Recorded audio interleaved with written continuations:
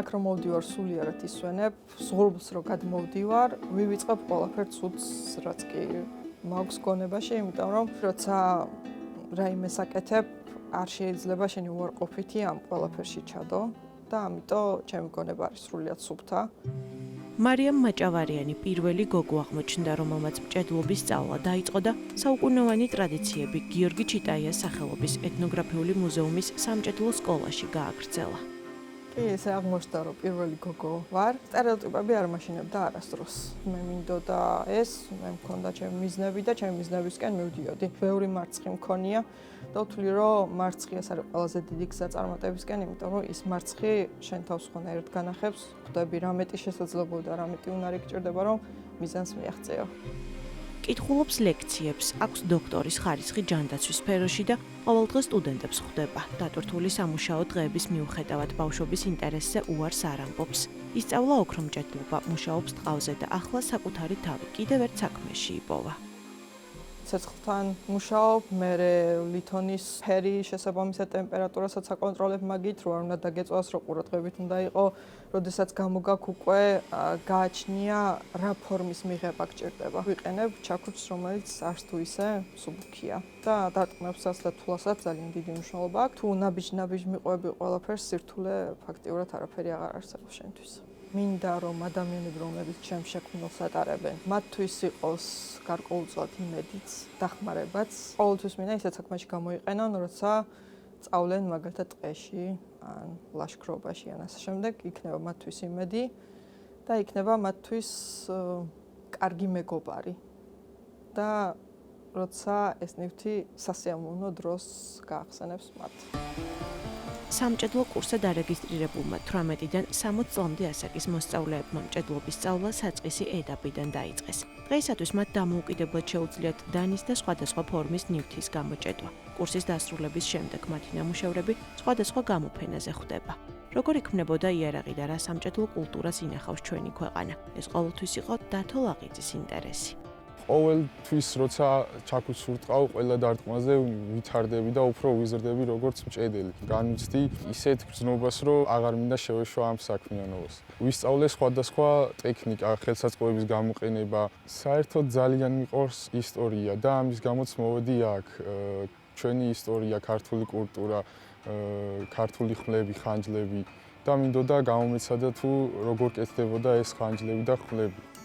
სამჭედლო კურსი ქართული საბრძოლო იარაღის ტრადიციული ჭედვით დამზადების შესწავლას მოიცავს, მათ შორის ძველი ქართული სამჭედლო ხელოვნების ბაწარაულის ფოლადის წრთობის მასტერკლასებს. დათო ლაღიძისთვისაც ახალი საქმის მიმართ ინტერესი და სიყვარული იმდენად ძლიერი აღმოჩნდა, რომ სამჭედლო სკოლის მიღმაც გაგრძელდა. სამჭედლო სკოლის დამთავრების შემდეგ გადავწყვიტე სახლში მომეწყო პატარა სამჭედლო, სადაც განვიტირთებოდი და შევქმნი სხვადასხვა ნივთებს. ამ სამჭედლოს მოწყობაში დამეხმარა მჭედელი ზაქარია ბაკურაძე. აღმოჩენები არ შეწყვეტილა არც საკუთარ ძალებში და არც იმ საუკუნოვანი ტრადიციებისა და ისტორიის სწავლისას, როცა მჭედლობის ხელოვნებას გაეცნო. სწორედ ეთნოგრაფიული მუზეუმის სამჭედლო სკოლაში გახდა უნიკალური მოვლენის მონაწილე. სამჭედლო სკოლის პერიოდში ასევე მომეცა უნიკალური შესაძლებლობა, რომ დავსწრებოდი მასტერკლასს, რომელიც შეიცავდა ხალბების დროინდელ ტექნოლოგიით ჩამოსხმულ ფოლადს. მაგნიტური ქვიშისგან შევქმნით ჩვეულებრივი ფოლადი, რომელიც შემდეგ გამოიყენებოდა უკვე სხვადასხვა ნივთების შესაქმნელად. ხალიბების უძველესი სამჭედლო ტექნოლოგია ქართულმა მჭედლებმა ზაქრო ნონიკაშვილმა, ზაქარია ბაკურაძემ და არჩილ ტატუნაშვილმა 12 წლიანი კვლევისა და ექსპერიმენტების შედეგად აღადგინეს და უნიკალური ცოდნა ახალ თაობას გაუზიარეს. მოსწავლეები იწყებენ ფოლადის შეცნობით. მერე ამ შემდგომ უკვე ამ ფოლადის დამუშავებით და შემდგომ უკვე ფორმირებით და მზა ნივთის მიღებით. ანუ როგორც ხდებოდა წარსულში ანალოგიური მეთოდიკით მივყვებით დღემდე. ეს ჩვენი ეთნოგრაფიული მუზეუმის სამჭედლოც საკმაოდ ხნიერი არის, 120 წლის არის უკვე. ძალიან დიდი სურვილი მქონდა უკვე ის ცოდნა, რაც მე დავაგროვე, გადამესა სხვა, ანუ მოსწავლეებისთვის. თუმცა კი ჩემს სამჭედლოში ამისი საშუალება და რესურსი არ მქონდა იმ ეტაპისთვის. და 2023 წელს ეთნოგრაფიულმა მუზეუმმა ზუსტად დანერგა ეს პროგრამა, სამჭედლო სკოლის პროგრამა. გაკვირვებას საზღვარი არ მქონდა, რომ პირველივე ჯგუფი შეივსო ცოდნთან დაინტერესდა ახალი თაობა. ზაქარია ბაკურაძე დღეს ბედნიერია, რომ სამჭედლო სკოლაში სხვადასხვა თაობას მასპინძლობს, ასწავლის და ტრადიციებს მათთან ერთად აგრძელებს. დავიწყებულ ხელობას და ტექნოლოგიას სწავლობს ახალი თაობა. ეცნობა და ინტერესს გამოხატავს აი ამ ჩვენი წინაპრების მიერ დანატოვარის გაცოცხლებაში და რეალურ ცხოვრებაში გამოყენებაში. ანუ მჭედლობა ეს არ არის მხოლოდ ცივი იარაღის დამზადება. მჭედლობა თავის თავში მოიცავს ავტომატურად ნებისმიერი სასოფლო-სამეურნეო ხელსაწყოს დამზადებას და ასევე არა მხოლოდ სასოფლო-სამეურნეოს, არამედ ოჯახში გამოსაყენებელი ხელსაწყოების ან ინსტრუმენტის დამზადებას. აგერ ერთი მოსწავლე გვყავს ერთი, რომელმაც უკვე ძალიან ბევრი მხატვრული ნამუშევარი გააკეთა. არა და სულ 4 თვეა რაც სწავლობს.